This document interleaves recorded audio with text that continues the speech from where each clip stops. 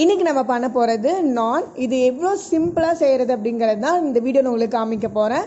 இந்த வீடியோ நீங்கள் இதுதான் ஃபஸ்ட் டைம் என்ன பார்க்குறீங்கன்னா கண்டிப்பாக நம்ம சேனலுக்கு சப்ஸ்கிரைப் பண்ணுங்கள். வாங்க வீடியோக்குள்ளார போகலாம்.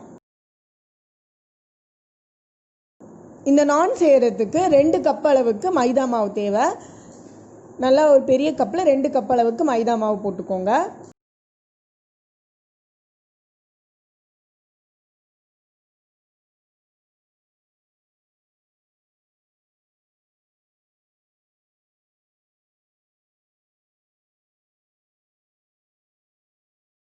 நெக்ஸ்ட் இதில் ஒரு முட்டை ஆட் பண்ணிக்கோங்க. நெக்ஸ்ட் என்ன பண்ண போகிறோன்னா பேக்கிங் சோடா ஒரு 1/4 டீஸ்பூனும் அப்புறம் சோடா உப்பு நான் 1/4 டீஸ்பூனும் போட்டிருக்கிறேன். உங்களுக்கு அது இல்லைன்னா நீங்கள் 1/2 டீஸ்பூன் சோடா உப்பே போட்டுக்கலாம்.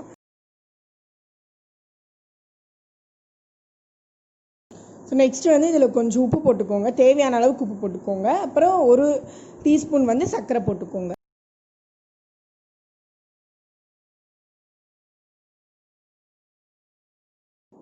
நெக்ஸ்ட் இதில் 85 மில்லி மில்க் இல்லைன்னா 1/3 கப் அளவுக்கு மில்க் நம்ம ஊற்றிக்கலாம். அதாவது 1/4 கப் அளவுக்கு மில்க் இதையும் ஊற்றிக்கோங்க. ஊற்றிட்டு இதை நல்லா பெரட்ட ஆரம்பிச்சிருங்க. இது நல்லா சாஃப்டாக வர வரலும் நல்லா பெரட்டிக்கோங்க.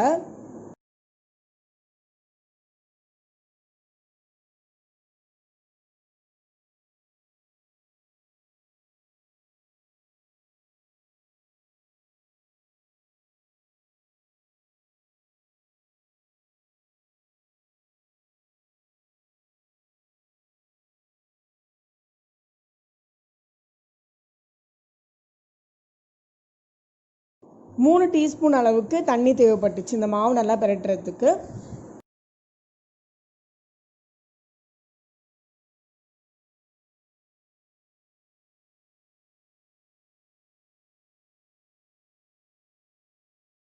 பாருங்கள், எல்லாம் நல்லா பெரட்டினதுக்கப்புறம் 3 டீஸ்பூன் அளவுக்கு எண்ணெய் ஊற்றி இந்த மாவை இன்னும் நல்லா பெரட்டி மூடி வச்சுருங்க.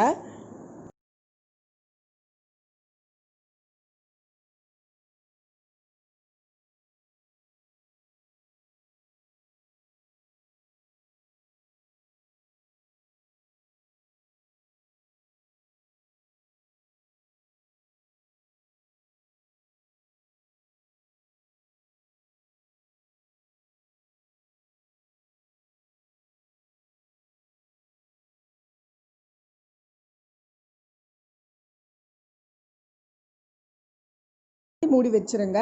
அப்புறம் பாருங்கள், 3 மணி நேரம் கழித்து நான் இந்த மாவு எடுத்துருக்கிறேன். எடுத்து கொஞ்சமாக ஒரு உருண்டை மாதிரி பண்ணி இந்த மாதிரி திரட்டிடுங்க. நல்லா மாவை சப்பாத்தி மாவு அளவுக்கு திரட்டுங்க.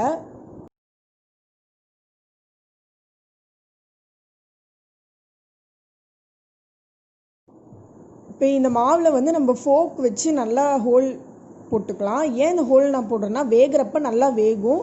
அது மட்டும் இல்லாத நம்ம ஏதாச்சும் ஸ்டஃப் வைக்கிறதா இருந்தாலும் இது நல்லா அந்த மசாலா ஃபுல்லாக உள்ளே இறங்குற அளவுக்கு நல்லாயிருக்கும். நெக்ஸ்ட்டு நான் அதில் கார்லிக் நான் பண்ணுறேன். அதுக்காக நான் ஒரு மிக்ஸ் மாதிரி எடுத்து வச்சுருக்கேன். இது ஒன்றும் இல்லை, ஆயில் கொஞ்சம் எடுத்துக்கோங்க. அப்புறம் பச்சை மிளகா நல்லா பொடியாக எடுத்து வச்சுக்கோங்க. அதே மாதிரி பூண்டும் நல்லா பொடியாக எடுத்து வச்சுக்கோங்க. அப்புறம் கொஞ்சம் லெமன் பிழிஞ்சு விட்டால் போதும். கொஞ்சோண்டு உப்பு, இவ்வளோ தான். இது மட்டும்தான் நான் போட்டிருக்கிறேன். இந்த மாதிரி போட்டு அந்த மாவு ஃபுல்லாக பரட்டி விட்டுக்கோங்க.